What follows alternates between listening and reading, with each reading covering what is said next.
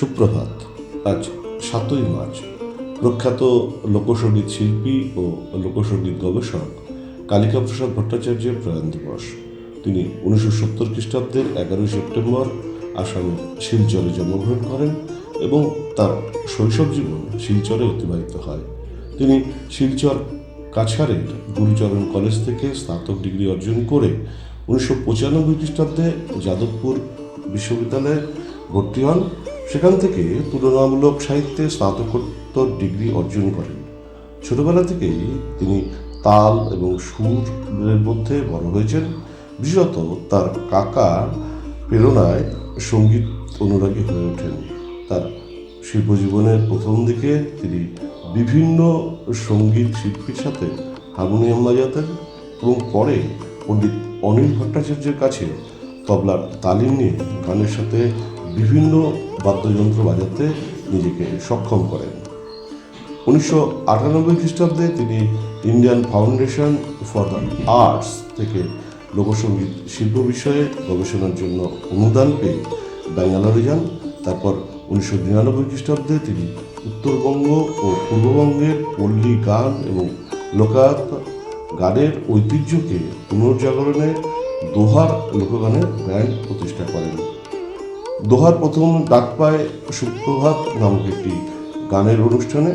তারপর ক্যাসেট কোম্পানিতে হাসান রাজা, শাহ আব্দুল করুম, শীতলান শাহ সহ বিভিন্ন বাউলের মোট 9টি গান নিয়ে দোহারের প্রথম অ্যালবাম বন্ধুর দেশে 2001 খ্রিস্টাব্দে প্রকাশিত হয় এবং যথেষ্ট সুখ্যাতির সাথে পরিচিতি অর্জন করেন। তিনি বেশ কয়েকটি বাংলা ও হিন্দি ছায়াছবিতে নেপথ্যে কণ্ঠদান করেছেন। বিশিষ্ট পরিচালক অশোক বিশ্বনাথের পরিচালনায় হিন্দি চলচ্চিত্র গুমসুদাতে নেপথ্যে কণ্ঠদান করে চলচ্চিত্র জগতে প্রবেশ করেন।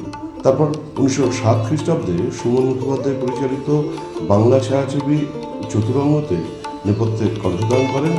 2008 খ্রিস্টাব্দে বিখ্যাত ঔপন্যাসিক সুনীল গঙ্গোপাধ্যায় রচিত ফকির লালন শাহের জীবন ও দর্শনের উপন্যাস অবলম্বনে বিশিষ্ট পরিচালক গৌতম ঘোষ পরিচালিত ভারত বাংলাদেশের যৌথ প্রকল্পের ছায়াছবি মনের মানুষে নেপথ্যে গায়ক হিসাবে তিনি সোনালী ময়ূর পুরস্কার অর্জন করেন।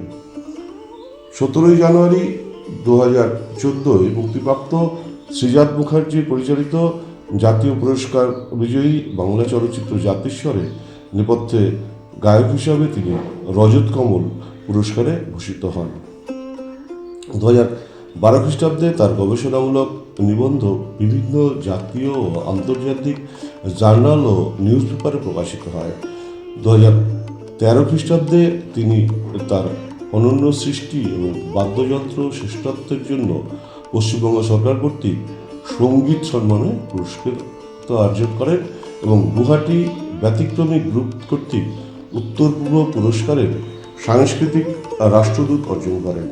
তিনি গ্রামীণ বাংলার আত্মা ও হৃদয়ের গানের প্রতি নিবেদিত ছিলেন। তিনি সহজ পরবের প্রতিষ্ঠাতা সংগঠক ছিলেন এবং এই সংগঠনের ফাউন্ডার হিসাবে নানা কাজের মধ্যে নিজেকে জড়িয়ে রাখতেন।